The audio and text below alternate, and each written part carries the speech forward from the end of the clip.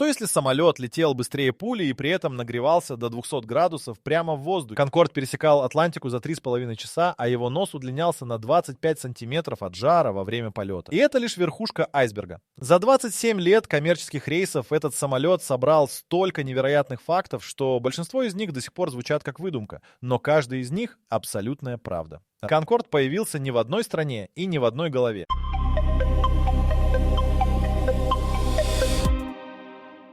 В 1956-м британское правительство собрало комитет из авиационных инженеров с единственным заданием разработать сверхзвуковой пассажирский самолет. Французы в то же время работали над идентичным проектом независимо. Когда обе стороны узнали об этом, вместо конкуренции возникло нечто редкое для холодной войны — международное сотрудничество. В 1962-м Великобритания и Франция подписали договор, который буквально не предусматривал выхода ни одной из сторон. Ни один пункт не описывал процедуру расторжения соглашения. Обе страны были обязаны довести проект до конца при любых обстоятельствах. Само название самолета стало первым политическим спором. Французы настаивали на написании «Конкорд» с буквой «Е» на конце. Британцы считали это излишним. Министр авиации Великобритании публично заявил, что буква «Е» означает превосходство, Англию, Европу и энтузиазм. И французское написание победило. Это мелкое противостояние задало тон всему проекту. Каждая техническая деталь согласовывалась с двумя командами на двух языках через Ла-Манш. Инженеры столкнулись с проблемой, которую до них никто не решал в гражданской авиации. При полете на скорости 2180 км в час трение воздуха разогревает обшивку самолета до 127 градусов в крейсерском режиме и до 180 градусов на носовой части. Обычный алюминий при таких температурах теряет прочность. Команда выбрала специальный алюминиевый сплав, который выдерживал нагрев, но требовал принципиально иной технологии. Заклепки, болты, панели обшивки — все проектировалось с учетом теплового расширения. Именно поэтому нос самолета и удлинялся на 25 сантиметров в полете. Металл буквально рос от жара. Первый прототип поднялся в воздух 2 марта 1969-го в Тулузе. Пилот Андрей Тюрко разогнал машину до скорости 300 км в час и оторвал ее от земли. Полет длился 27 минут. Через месяц британский прототип взлетел в Филтоне. Обе машины вели себя предсказуемо, что само по себе было достижением, потому что ни один инженер до конца не был уверен, как поведет себя дельтовидное крыло на взлете при такой конфигурации. Сверхзвукового барьера «Конкорд» достиг 1 октября 1969-го. Самолет разогнался до скорости 1,2 Маха. То есть превысил скорость звука на 20%. Для пассажирского воздушного судна это был абсолютный рекорд, который не побит до сих пор в коммерческой авиации. Но за кулисами триумфа скрывался финансовый кошмар. Первоначальный бюджет проекта составлял 70 миллионов фунтов стерлингов. К моменту первого коммерческого рейса затраты выросли до 1 400 миллионов фунтов. В 20 раз больше запланированного. Британские и французские налогоплательщики финансировали самолет, билет на который стоил дороже, чем месячная зарплата среднего рабочего. 4 двигателя «Конкорда» разработала британская компания Rolls-Royce совместно с французской Snack.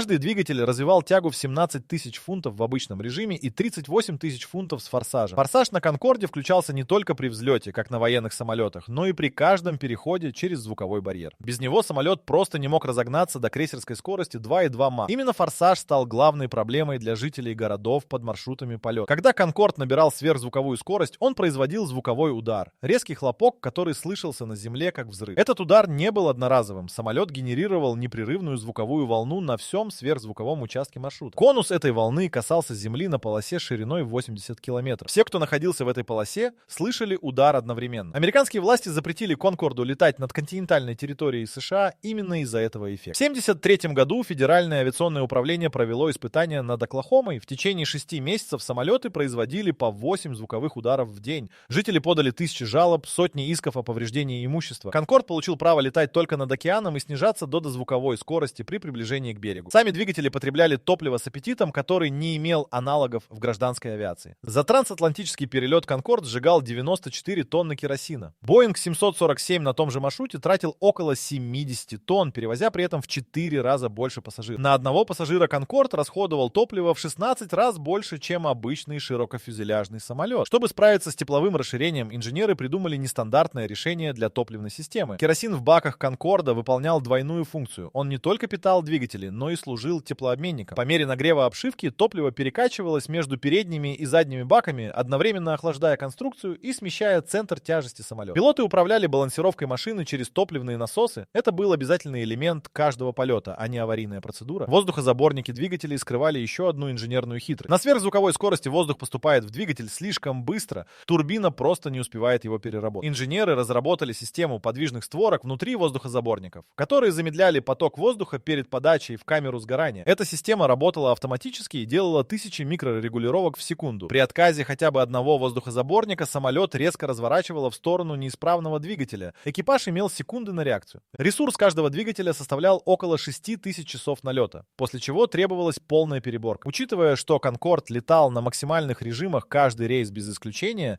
двигатели изнашивались значительно быстрее, чем на обычных самолетах. Стоимость обслуживания одного двигателя превышала стоимость покупки нескольких обычных авиалайнеров того времени. Билет на «Конкорд» в одну сторону через Атлантику стоил $8000 в 90. В пересчете на сегодняшние деньги это около $15000 за один перелет.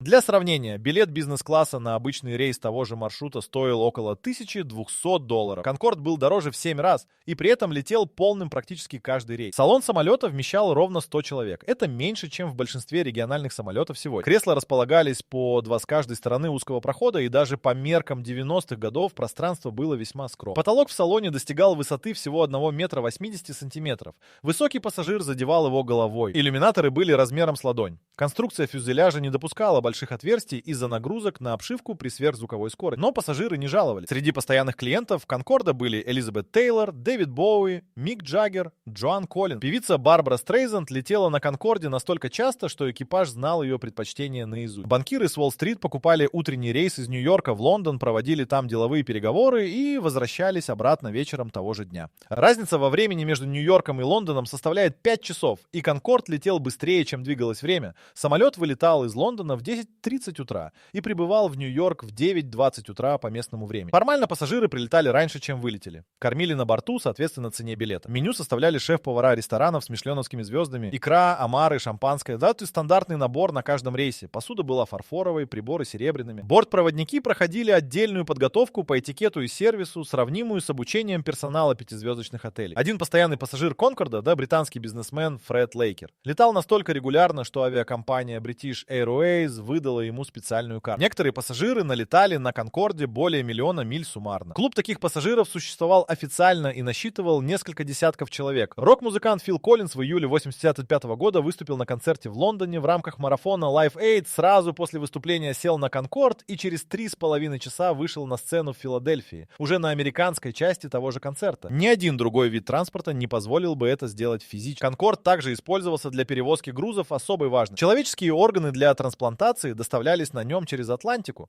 Скорость в буквальном смысле спасала жизни. Однажды на борту перевезли партию редких произведений искусства стоимостью в несколько сотен миллионов долларов. Страховка на этот груз обошлась дороже, чем стоимость самого рейса. На крейсерской высоте 18 тысяч метров температура за бортом опускалась до минус 60 градусов.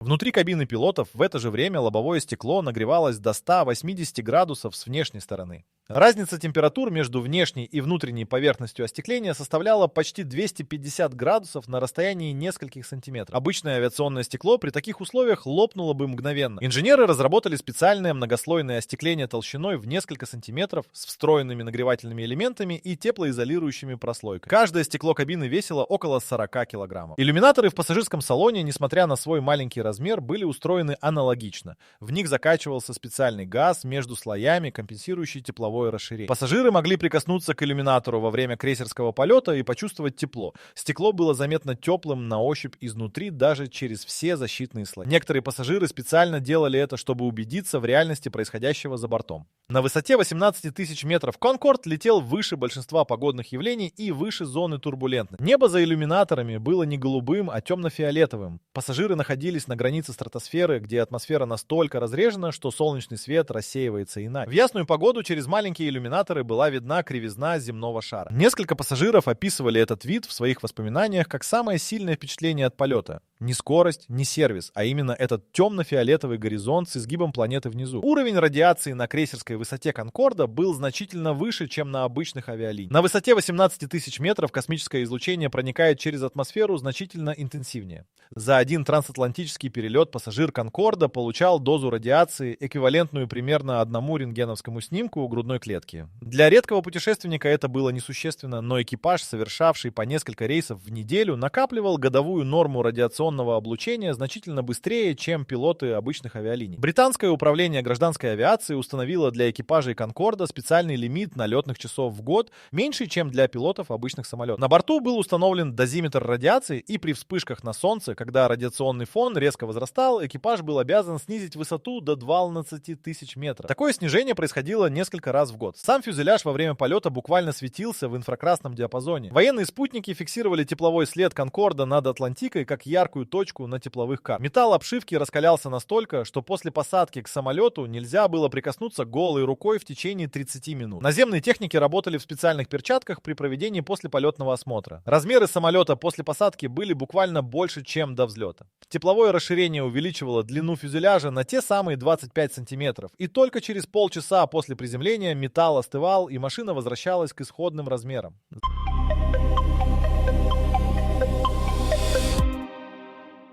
Когда «Конкорд» впервые запросил разрешение на коммерческие рейсы в США, американский конгресс провел специальные слушания. Это был беспрецедентный случай. Парламент страны голосовал по вопросу о праве иностранного самолета приземляться в аэропортах. В 1976 году, после 2 лет споров, «Конкорду» разрешили летать только в Вашингтон и Нью-Йорк. Лос-Анджелес, Чикаго, Даллас. Все остальные американские города закрыли для него двери навсегда. Нью-Йорк сопротивлялся дольше всех. Городские власти ввели собственный запрет на посадку «Конкорда» в аэропорту Кеннеди, сославшись на шум двигателя. British Airways и Air France подали в суд.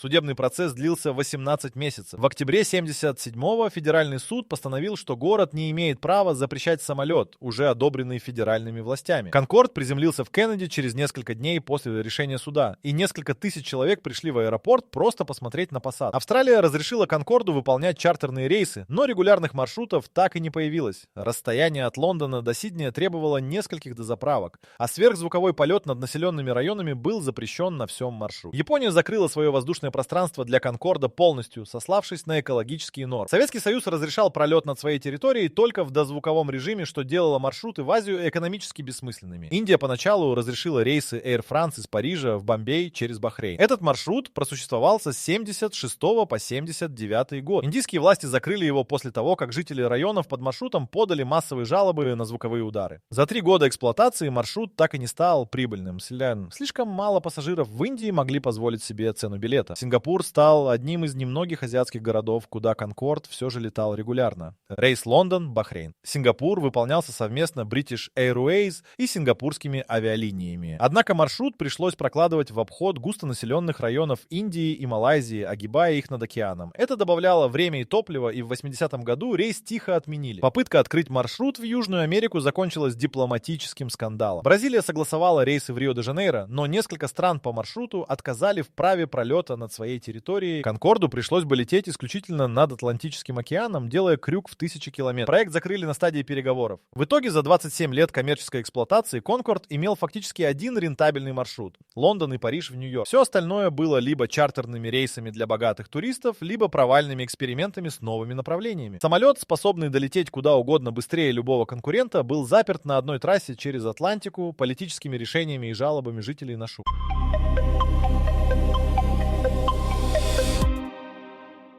25 июля 2000 года «Конкорд» рейса Air France 4590 разбежался по взлетной полосе аэропорта Шарль-де-Голь в Париже в 16 часов 42 минуты. На борту находились 100 человек-пассажиров и 9 членов экипажа. Самолет летел в Нью-Йорк. За несколько минут до взлета другой самолет, американский авиалайнер компании Continental, потерял металлическую накладку с реверса двигателя прямо на взлетной полосе. Кусок титановой полосы длиной около 40 сантиметров остался лежать на бетоне. Наземные службы не успели его обнаружить и убрать. При разбеге «Конкорд» на скорости около 300 км в час наехал колесом на этот облом. Шина взорвалась. Крупный кусок резины на огромной скорости ударил в нижнюю поверхность крыла, где располагался топливный бак. Удар не пробил бак насквозь, но создал волну давления внутри топлива. Гидравлический удар разрушил бак изнутри. Около тонны керосина хлынуло наружу и мгновенно воспламенилось от раскаленных двигателей. Экипаж принял решение не прерывать взлет. Скорость уже превышала точку невозврата, за которой остановка на полосе опаснее продолжения разбега. Конкорд оторвался от земли с горящим левым крылом. Очевидцы на земле видели самолет в огне уже в момент отрыва. Видеозапись катастрофы, сделанная случайным туристом, облетела все телеканалы мира в течение нескольких часов. В воздухе экипаж пытался набрать высоту, но два левых двигателя уже не развивали полной тяги. Один погас полностью, второй работал нестабильно. Самолет не мог ни разогнаться, ни набрать безопасную высоту. Диспетчеры направили его на ближайший аэродром Ле-Бурже. Через 73 секунды после отрыва от земли Конкорд потерял управление и упал на отель в пригороде Гона. Все 109 человек на борту погибли. На земле погибли еще 4 человека.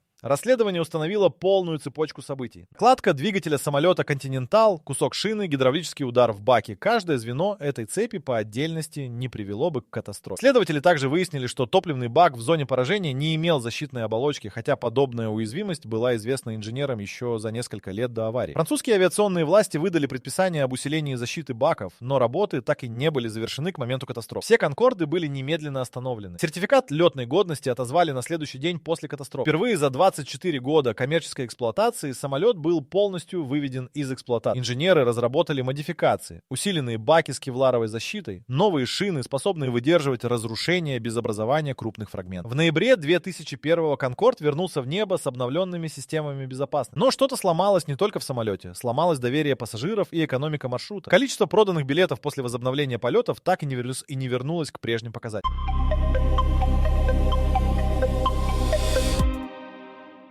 В апреле 2003-го British Airways и Air France одновременно объявили о прекращении эксплуатации «Конкорда». Официальная причина — это экономическая нецелесообразность после резкого падения пассажиропотока. Авиакомпании утверждали, что техническое обслуживание флота стало убыточным. Аэробус, владевший правами на техническую поддержку самолета, незадолго до этого уведомил операторов о прекращении производства запасных частей и технической документации. Без поддержки производителя эксплуатация становилась невозможной. Последний коммерческий рейс Air France выполнила 27 мая 2003-го. British Airways растянула прощание на несколько месяцев и устроила из финала настоящее зрелище. 24 октября 2003-го 3 британских «Конкорда» приземлились в лондонском аэропорту Хитроу с интервалом в несколько минут друг за другом. Один летел из Нью-Йорка, второй возвращался с прощального облета над Бискайским заливом, третий прилетел из Эдинбурга. Все 3 машины зарулили на стоянку одновременно. Тысячи людей стояли вдоль взлетно-посадочной полосы и на смотровых площадках аэропорта. Последним приземлился борт с бортовым номером «Голубой Аль». Командир экипажа Майк Баннистер вел самолет лично. После остановки двигателей он вышел из кабины и произнес короткую фразу перед камерами. Самолет приземлился в последний раз. В тот день билеты на последние рейсы продавались за десятки тысяч фунтов. Один пассажир заплатил за место более 100 тысяч фунтов на благотворительном аукционе. Флот «Конкорда» насчитывал 20 построенных экземпляров. Из них только 14 были сертифицированы для коммерческих пассажирских перевозок, и лишь 7 из этих 14 летали регулярными рейсами на протяжении всей коммерческой карьеры самолета. После снятия с эксплуатации каждый самолет получил конкретный адрес назначения — музеи и аэропорты Великобритании, Франции и США. Перегон самолетов к местам хранения превратился в отдельное событие. Когда «Конкорд» летел над британскими городами в последний раз, люди выходили на улицы и смотрели в небо. В Бристоле, где располагался завод Филтон, где строились британские «Конкорды», на улицы вышли тысячи жителей. Местные власти объявили неофициальный выходной день. Борт, направлявшийся в музей Филтона, сделал прощальный круг над городом на малой высоте. Один из самолетов перегоняли через Атлантику в музей авиации в американском Шантилли. Пилоты разогнали машину до сверхзвуковой скорости над океаном в последний раз. Официально для проверки систем перед передачей в музей. Неофициально все понимали, что это было прощание экипажа с возможностью, которой больше никогда не будет. После постановки на хранение двигатели «Конкордов» были законсервированы, топливные системы осушены, гидравлика заблокирована. Несколько самолетов установили на открытых стоянках, где они медленно разрушаются от воздействия погоды. Машины, которые пережили температуру в 200 градусов на скорости 2000 км в час, теперь ржавеют под дождем. В 2019 году британская компания получила от авиационных властей разрешение на использование товарного знака «Конкорд».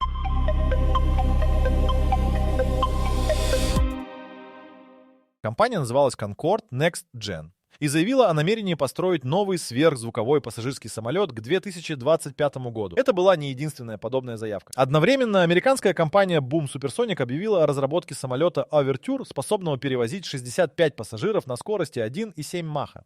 United Airlines и American Airlines подписали предварительные соглашения о покупке в сумме на 140 самолетов. Но за громкими заявлениями скрывается техническая реальность, которую новые компании предпочитают не обсуждать публично. Главная проблема Конкорда — запрет полетов над сушей из-за звукового удара никуда не дел. Ни одна из новых разработок не решила эту проблему принципиально. Boom Supersonic заявляет о технологии снижения звукового удара, но независимые эксперты указывают, что реальные замеры в испытательных полетах дают показатели, лишь незначительно отличающиеся от Конкорда. Запрет на сверхзвуковые полеты над населенными территориями в США, Европе и большинстве других стран по-прежнему действует. Американское космическое агентство разрабатывает экспериментальный самолет X-59, специально спроектированный для создания тихого сверхзвукового удара. Не громкого хлопка, а едва слышимого низкочастотного звука. Первый полет состоялся в январе 2024. Если испытания подтвердят расчетные характеристики, американские власти могут пересмотреть запрет на сверхзвуковые полеты над сушей. Именно это решение определит судьбу всей новой волны сверхзвуковой авиации. Параллельно в 2023 году группа британских инженеров и частных инвесторов объявила о проекте восстановления одного из существующих Конкордов до летного состояния. Один из законсервированных бортов в аэропорту Хитроу технически пригоден для восстановления по заключению независимых экспертов. Стоимость работ оценивается в 200 миллионов фунтов. Организация под названием Concord Return собрала несколько миллионов фунтов через краудфандинг и переговоры с частными спонсорами. Аэробус официально отказал в технической поддержке проекта, сославшись на отсутствие действующей документации и запасных частей. Ситуация с запасными частями критична. За 20 лет после снятия с эксплуатации большинство специализированных поставщиков компонентов для Конкорда прекратили существование. Некоторые уникальные детали существуют буквально в единственном экземпляре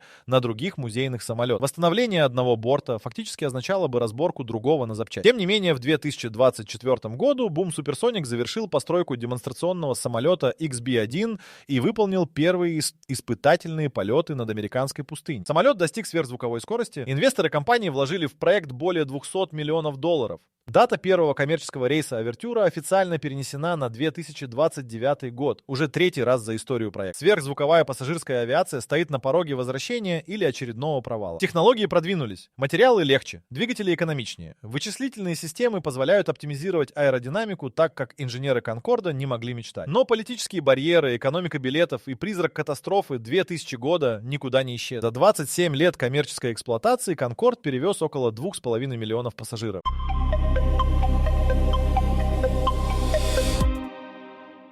Каждый из них заплатил за то, чего больше не существует. Возможность пересечь Атлантику быстрее звука. С 2003 года человечество летает медленнее, чем летало в 20 веке. Ни один коммерческий пассажирский самолет сегодня не достигает сверхзвуковой скорости. Это единственная область технического прогресса, где мир сделал шаг назад и до сих пор не вернулся на прежний уровень. Конкорд оказал прямое влияние на авиационные технологии, которые используются по сей день. Система автоматического управления воздухозаборниками двигателей стала прообразом современных адаптивных систем тяги. Методы расчета теплового расширения конструкции, разработанные для Конкорда, применяются в аэрокосмической промышленности при проектировании космических аппаратов. Кевларовая защита топливных баков, внедренная после катастрофы 2000 года, стала обязательным стандартом для всей гражданской авиации, не только для сверхзвуковых самолетов. Пилоты Конкорда составляют отдельную категорию в истории авиации. За все время эксплуатации самолета лицензию на его пилотирование получили менее 300 человек в мире. Сегодня большинству из них за 60 лет. Навыки управления Конкордом, вообще переход через звуковой барьер, балансировка топливом, работа с форсажными двигателями в пассажирском режиме